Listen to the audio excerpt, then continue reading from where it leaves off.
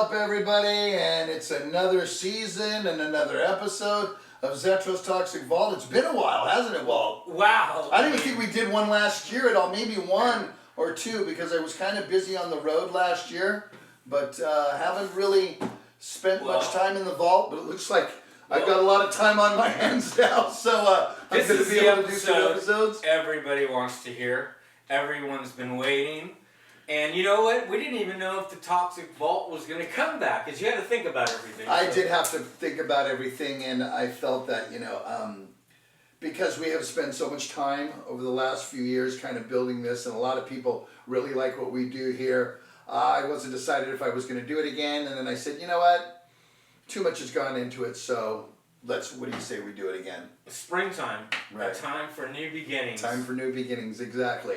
So obviously I am not going to, hide or try to run away from what transpired a few months ago.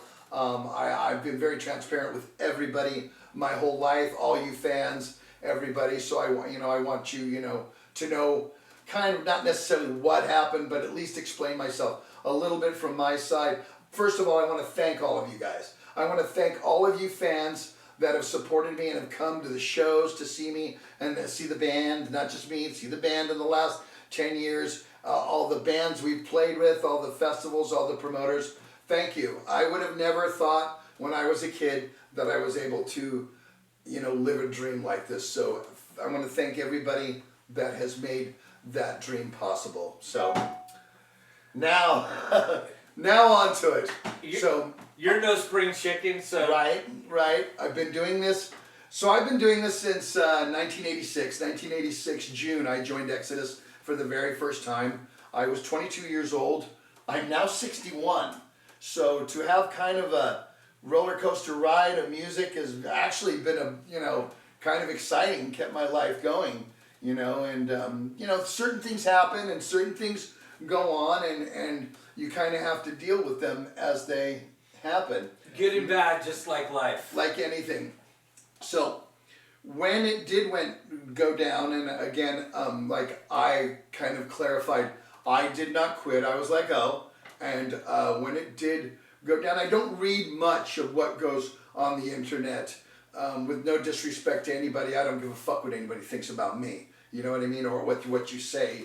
Obviously, some of you comment because I talk over my guests. And if you see my replies, it's if you don't like it, don't watch my show. I really don't care. And that's kind of been my mentality everywhere. But I was made privy by my son of something, Gary had responded to, me saying that I didn't quit, I was let go. And I have to agree with his analogy. Being in a band is like a marriage. And it truly is.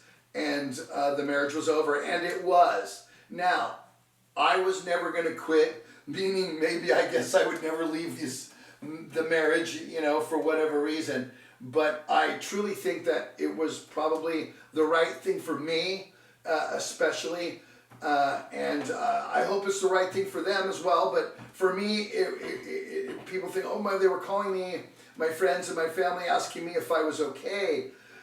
And I was fine. I was like, I'm great. I'm really, really happy. I'm more content. And you took a long time to sit back.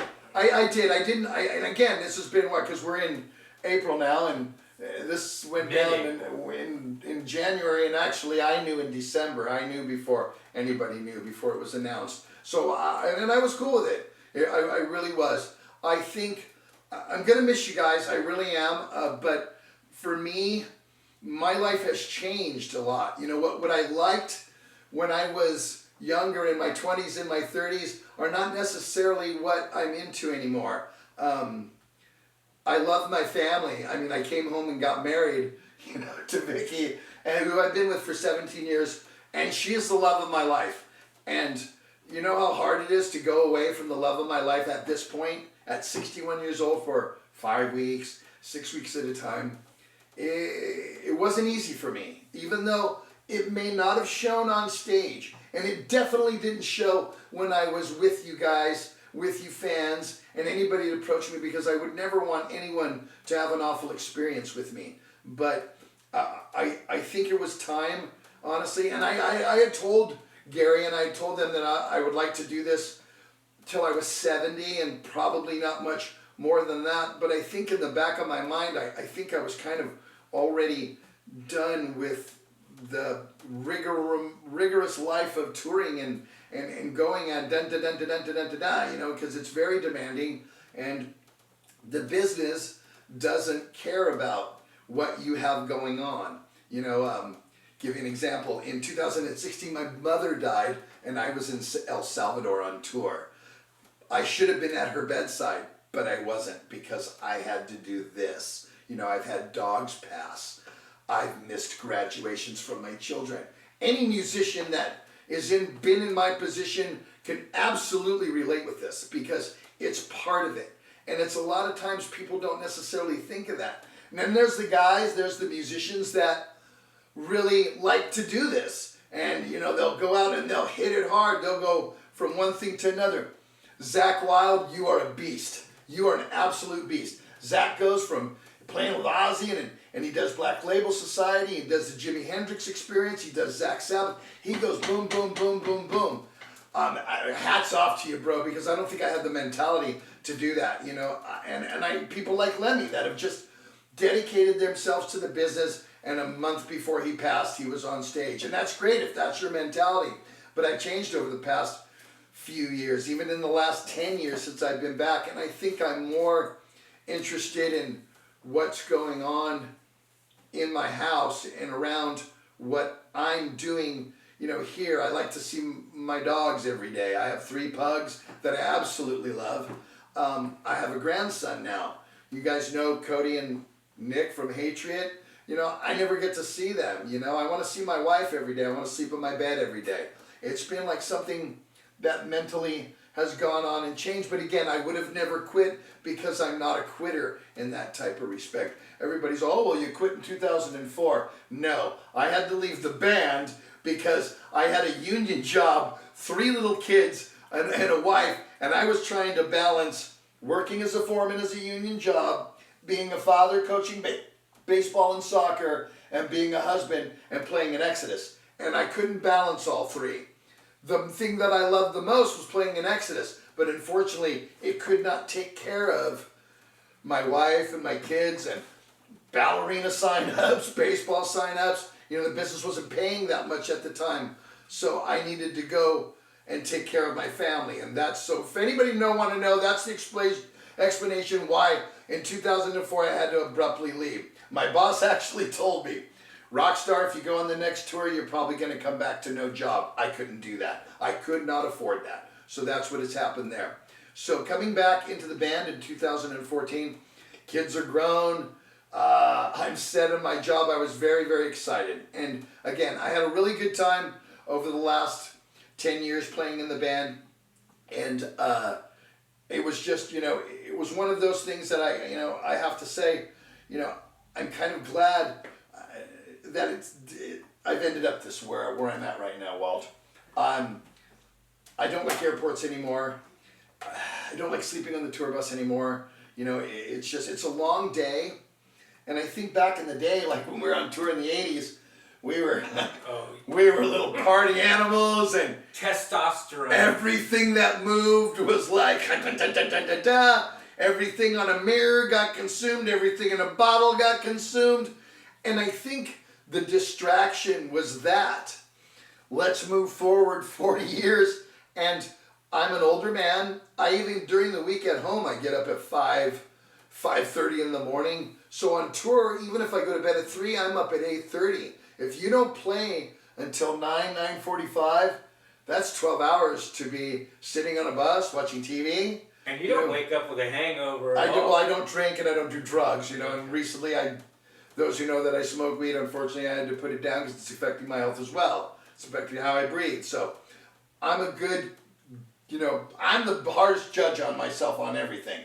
What I do musically, what I do in everything in life. I have to, if I have a problem, I'm the one that says, hey man, you got a problem, you need to take care of this. And then to look at myself in the face and not do the same thing would be hypocritical, and I'm not like that, so I've done that. You know, I've seen it full circle. I went out with Pleasure of the Flesh tour. That's and right, you did. Seen how you've done. I've been through all the different phases. That's right. And now to see He has. it's almost come back to like the opposite of where we were when we were in our 20s, right? And stuff. Exactly. The things that excited me as being a new musician, new rock star, whatever you call it, was so great. I mean, I remember, and I'm being very honest with you, I would go into a club and I could hear people saying, "Oh, there's Zetro. Hey, there's the singer for Exodus." You know what I mean? And I just loved that. I really did.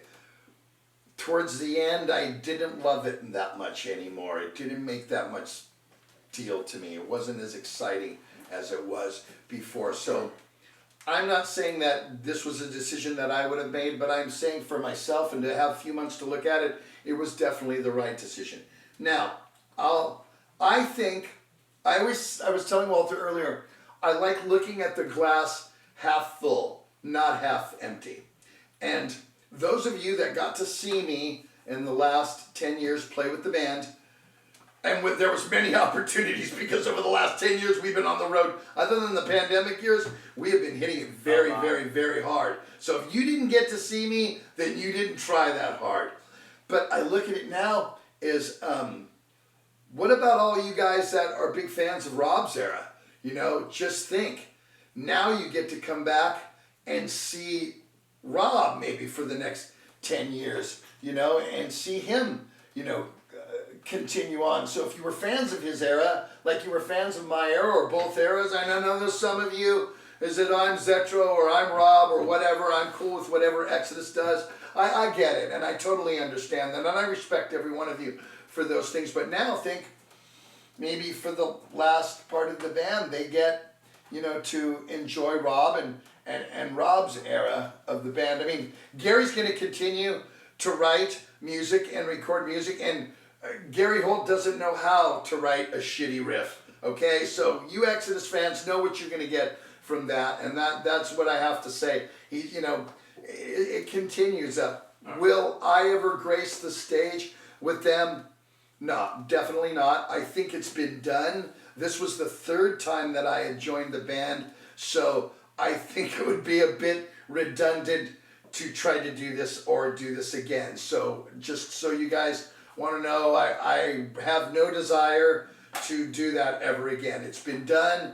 If you saw my last concert in Los Angeles at the Regent, then you truly saw the last concert that Zetro will ever sing with Exodus.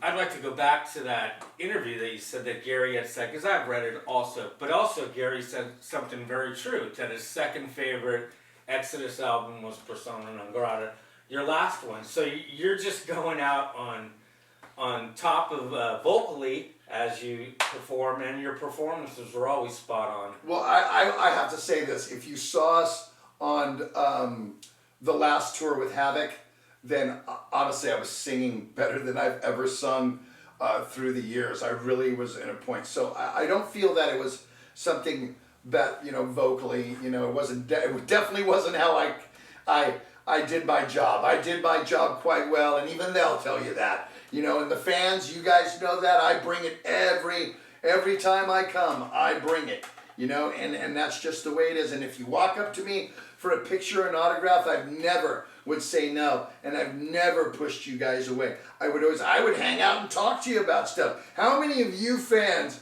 have spent time after the show talking to me about whatever? Horror movies, metal, sports, whatever. I'll sit out there and talk to you guys because I've never considered myself above anybody, Walter. And I say this to everybody. And you honestly enjoyed that part of it. I did. I don't have a problem with that. I was like, oh God, I gotta go do this now. It's like, hey man, what's up? Hey, give me a minute. Let me run up there and I'll come right back out. And then if there was a good conversation with someone, I wouldn't just go, hey, cool, nice to meet you. I'm out of here. I'm gonna go sit on the bus and do nothing. I was cool with it. I never considered myself above anybody, like I was just gonna say. Everybody has a job. All of you people work. You do a job and I do a job, and that's what it is. And so what you do for a living is basically the same thing that I do for a living. It's a job. We take care of ourselves financially. We support our families. We do what we have to do with that, and that's basically how I looked at it. And I was never one of those that, oh, you know who I am? I'd be like, no, who are you? Because I've always explained fame like this. A lot of my friends, a lot of people through my life, my family's going, wow, you're famous. I'm like, no, I'm not. You know what's famous? When you walk into Taco Bell and the whole place goes, oh my God. When I walk into Taco Bell, they go, can I get your order, sir? You understand? Listen, the guy behind the counter just happens to be a metal fan and happen to be listening to me, and that happens from time to time. But that's how I explain fame.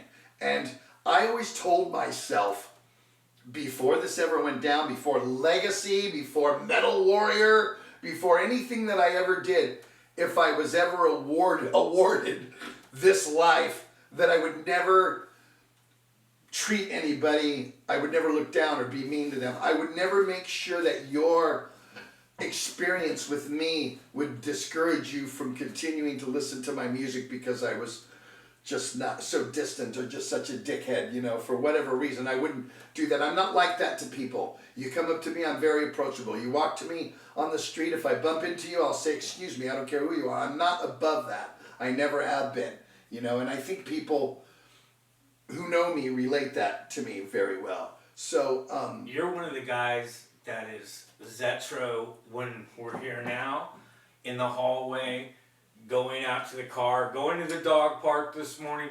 You're 100% Zetro. That's what I think everyone. Yeah, I don't change up for any.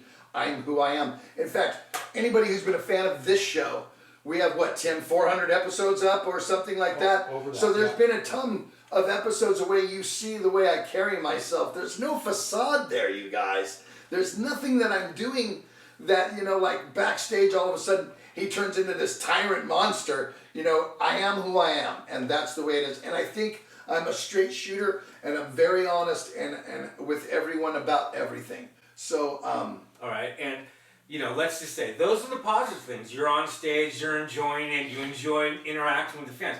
Let's flip the switch and let's talk about what you don't enjoy about everything. Because too much time. Too much time in the day. Too much time. Waiting to wait. Waiting to wait. It's a lot of waiting. Going to an airport, waiting 4 hours for the flight, getting on the flight for 5 hours, getting to where you got to go. Then you have another 6 hour layover before you have another 5 hour flight.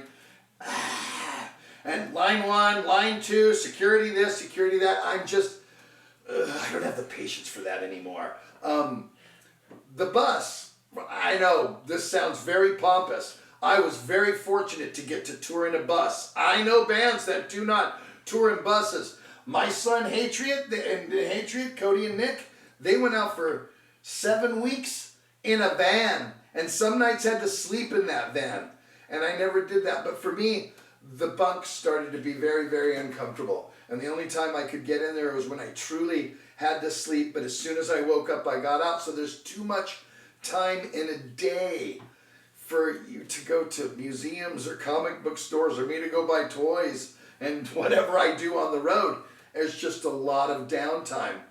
And I feel as now 61 years old, I want to do other things in that downtime, you know, and I don't want to be doing this and all of a sudden I end up getting sick or my wife ends up getting sick and one of my children and I have to come home and I got 6 months to live or they got 6 months to live and I missed all this with them and I missed it all. I don't want to do that anymore. I've missed too much over the years and it's just kind of where I've been mentally the last especially the last few years I've been thinking about that, you know. But let's just say about the rest of your musical career. If you're, what do you have plans and what are you going to do with it? Okay, so I want to do music on my discretion now. When you play in a band like that I was in, there's 4 other members, there's managers, there's agents, there's lawyers, contracts, so you have to go with what everybody wants to go. I truly want to do what is right for me. And I've done many musical projects over the years. Metal Warrior, Legacy, which turned into Testament, Hatred, Dublin Death Patrol, Tenet. So just to lead into that, I've actually spoke to everybody in Tenet. Well, I spoke to Jed Simon, who's the brainchild of that, and I spoke to Glenn Alvarez, and he was the lead guitar player on this record. So if any of you guys don't know, in 2009, I did a record with, it was 3 of the Strapping Young Lad guys, which you guys know really well. The Atomic Clock, Gene Hogland, Byron Stroud, played in Fear Factory as well, Zimmer's Hole, Jed Simon, Strapping Young Lad, Zimmer's Hole, and then myself. And we did an album on Century Media called Sovereign. So if you never heard it, you could probably go to your iTunes or your podcast. It's Tenet, T-E-N-E-T, Tenet, and the album's called Sovereign. Not very, very heavy album. Nothing like Exodus or Legacy or Hatred or even Dublin Death Patrol. Nothing like that. Completely different sound. I'd say a more modern sound. Yeah, what year was that? 09. Okay, so, different time period. Different time period, but so since this has gone down, I've spoke to them, and they're very excited. The only one we really haven't spoke to is Gene, because Gene is very busy, and somehow, Gene, if you don't want to do it, and I know, that you're busy, that's fine, but I already have somebody in line that wants to do it, a heavy hitter, who you guys all know. So we're talk to Jed, we want to carry this forward, probably not tour with it, because I don't want to tour anymore. I'm going to let you guys know, I'm not ever going on tour ever again. Unless you're going to give me my own bus where I can bring my dogs and my family, and it's real simple, I'm probably never going to tour again. Do I want to play shows? Do I want to do little mini tours? Most definitely, I do. Residency? But that brings me to the next thing. Everybody who knows I do an AC/DC tribute, ACDZ. I've never really had the time since I've been in Exodus to be able to really go after that, so we're really going to pursue ACDZ. We've really only done it in California before, but I hear from all over the world, I always get, messages, hey, bring that here, oh, we love the Bon Scott era. It's truly Bon Scott era. It's probably, I'm not trying to be a pompous and toot my own horn, but it's pretty damn spot on to the original ACDC. You don't try to do anything different. I play the records, I play the songs like they sound on the record. And I try to make my voice, I can make my voice sound like Bon Scott. You can close your eyes and not even tell any difference. So I really want to pursue that because that's a lot of fun. Also, there's some other stuff where I may go out and do solo stuff with the backing band to where I'll do songs in my, my repertoire that I've done through all of those bands. Obviously the biggest draw will be to sing the Exodus and Legacy Testament songs, but again, open to do all that stuff. So, to let you guys know, I'm going to be doing more episodes of The Vault now. So the other thing I was going to do is I'm going to I'm going to go harder with my tribute band. For the last, probably 15 years, I've been doing an AC/DC tribute. It's called ACDZ. And I do only the Bon Scott era. And that, to be honest with you, it's my funnest band of all my bands. And I've got time now, since I won't be strenuously on tour or doing, having to get prepared to do a record or do something where it's going to take up so much time I can't do that. I'm going to go back to it. I'm definitely going to go back to it and try to hit it a little harder. We've really only done it in California. You have a hometown at Concord, California. That's my hometown, Concord and Vinny's, but I want to expand it. So I'm talking to some people about bringing it, in other places. I've got messages from the East Coast, even Europe, but boy, they're going to have to pony up if they want me to go to Europe. So it's just one of those types of things. But I want to do music on my accord now, and I want to have, I want it to be fun, and I just want to do it, on my discretion. I don't want to have to be somewhere that I have to be. I've been working a job or playing in a band since I was 13 years old. That was in 1977. I'm tired of having to be somewhere. Right now I'm kind of retired, actually. And those of you who know, I had to work 20 years in the Carpenters Union in the middle of this stuff. So I am fully vested. I have a pension, annuity, I'm taken care of. That stuff is actually, I've already started the process of collecting all that stuff. So I'm going to be fine financially. I don't have to worry about that. I don't have to worry about a job necessarily to make ends meet or whatever. I'm fine. So I can actually concentrate on this stuff. And we You want to made it. we want to do. I did. We want to do more stuff on the vault. We want to have. I'm going to get remote interviews now where you'll see the screen come up with somebody else. We never did that before. We always did them in there. I'm going to just start doing interviews from all my friends all over the world, and I have a lot, and you know that. So I'll be able to get some really good interviews for the vault, and we're just gonna gonna. Sure, that means you could like go to Florida and get James Murphy. Right, to talk to you. I could go to Texas and ask King Diamond if he wants to come on. King's a good friend of mine.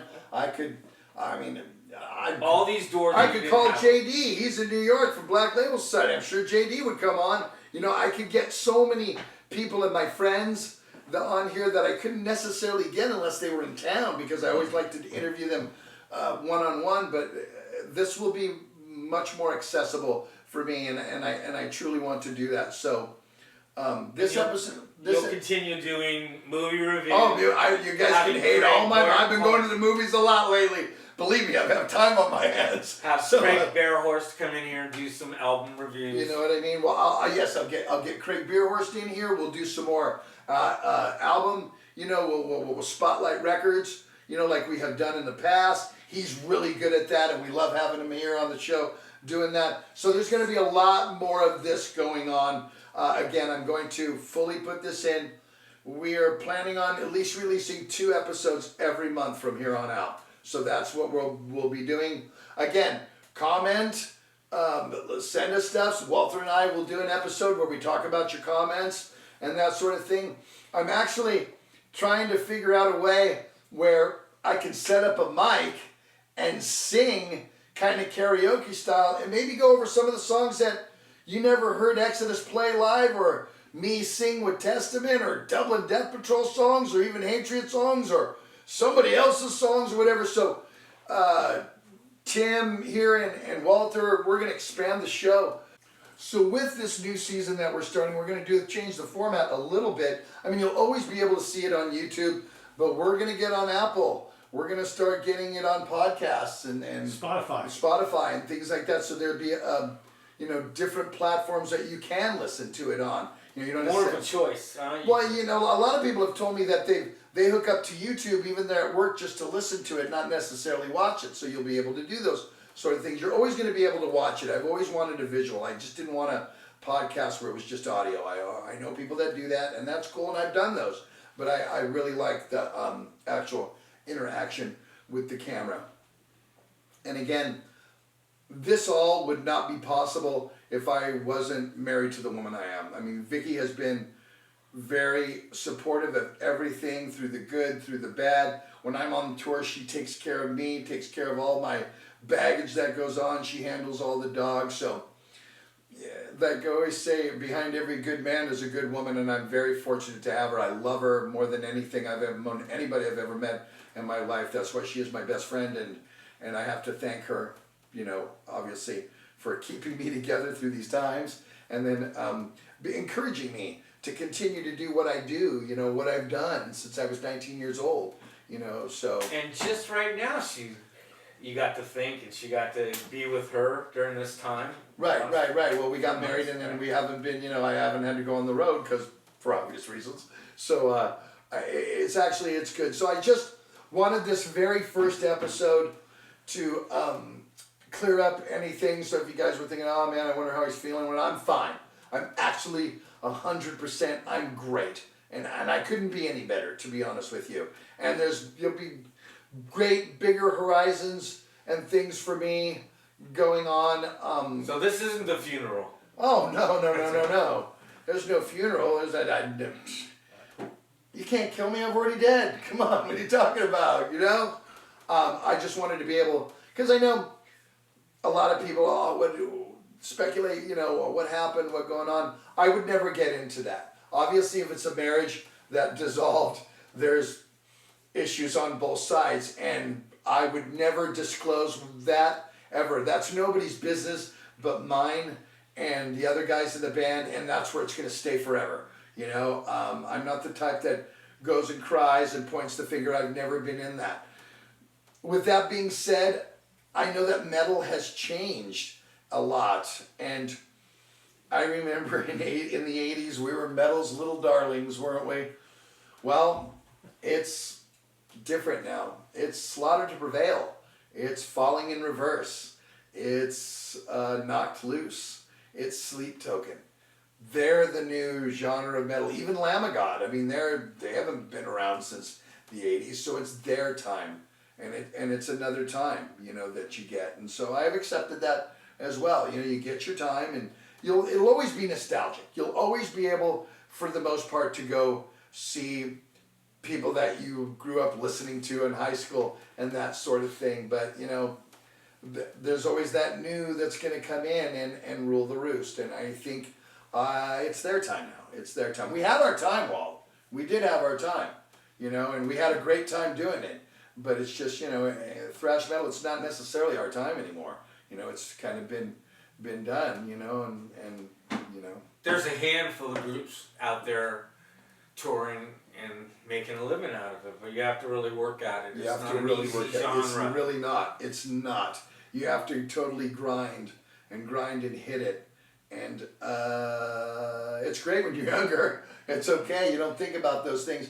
But then you put into perspective, you know, I seem to be going to a funeral every 2 months of one of my friends. I'll read, just like you guys will read on the social media or the internet that this certain musician died, or that certain Clem Burke from Blondie just died, man. Les Blake just died the other day. Exactly. It's just these things happen, you know, and as we get older, you got to accept that. You just have to accept that. So I just want everybody to know, thank you again for all of the years. I'm not done yet. I'm just done with that band. So, and that's fine. I'm cool with that. I'm absolutely cool with that. And they're going to continue on, so, you know, enjoy them for as long as you do. There's not just, I don't look at it like Zetro fans. I look at it as the fans of the band. So, you know, if you're a fan of the band, be a fan of the band. You know what I mean? Don't put them away because of something that, you know, happened with me. I don't think that. There's been 3 singers in this band. You can say that about Bailoff, you say about Zetro, you can say about Rob, you know, and I wouldn't say, to me, that I would discourage you guys from being negative with that sort of thing. So, you know, me, when you know me, I've always been a positive guy. I never talk shit about anybody. It's not my nature. I'd rather just keep my mouth shut. You know what I mean? I have my opinions on things, but I keep them to myself. Only positive and good stuff comes out from me. I mean, if you've watched the show, there's never been an episode where we just sit there and tag teamed on anybody. We've hated some movies we watched, but I mean, we've never said bands were bad. We don't say that. I try to promote that sort of thing. So I mean, it's a positive. I mean, you know that heavy metal is a very small community if you think about it, and it needs all the support it can get from its fans, its players, and everybody that does anything for it. You know, look, they don't even play any rock awards that are Grammy Rock Awards on the telecast. Nobody. When does the Super Bowl ever used a rock and roll band? In fact, they're going to be Super Bowl next year's in the Niners Stadium in Santa Clara. Right, but go get Metallica, Christ's sakes! They're the band from. You guys need to go get Metallica. This is their home. It wouldn't be anything better. They're the biggest rock band in the world. Might as well go. Dudes, help all of us people out. Who's ever the head of the NFL. We're tired of watching that crap that you put out on the last couple of halftime. Well, last 20 years with the halftimes. We're tired of it. Okay, put some rock and roll up there. And those people that don't like rock and roll, well, then they can shut it off like we do, or go get a fucking hot dog. I don't know what to tell you, but I would love to see. And I'm not saying Green Day because I know that's another option. Or put them both out there. Put Metallica out there to play, and then Green Day, and then they play together. I would love that to death. Keep it Bay Area. Keep it rock and roll. Thank you guys, everybody. Walter, tell them the P.O. Box, because we still have a P.O. Box. If you want to send something that we could put on the vault, you're welcome there. You know where to leave comments, because we love that. Share this with people. If you have not subscribed, please subscribe, because that's how we keep going and doing all this. In fact, Parker, you just sent me something to have Zetro signed for your daughter, and we're taking care of that Today. at the Toxic Vault at P.O. Box 352, Sonoma, California, 95476. And Tim will put that in writing somewhere down here as he goes along, because I can't remember shit like that He either. reads everything that's sent. I do. I do. And we have a brand new email address, which is simply zetrostoxicvault@gmail.com. Oh yeah, our new email is zetrostoxicvault@gmail.com, and that's where you can go back to us. We're gonna, like I said, we're gonna set up a website. We're gonna put a lot of different content on the website. There'll be a store there. I got a ton of stuff that's gonna be very much available that I probably need to start. Memorabilia galore. Memorabilia and stuff that I wore, stuff I need to start getting rid of because I can't take it with me, you guys. And I'd rather let you guys enjoy it, you know. And anything you buy from me is going to come with a certificate of authenticity, and it'll come from me because I truly feel that this connection with all you guys, and I feel that that's real. So, for myself, We'll see you soon. and my buddy here, Mr. Walter Morgan, we're back. See you next time in the vault.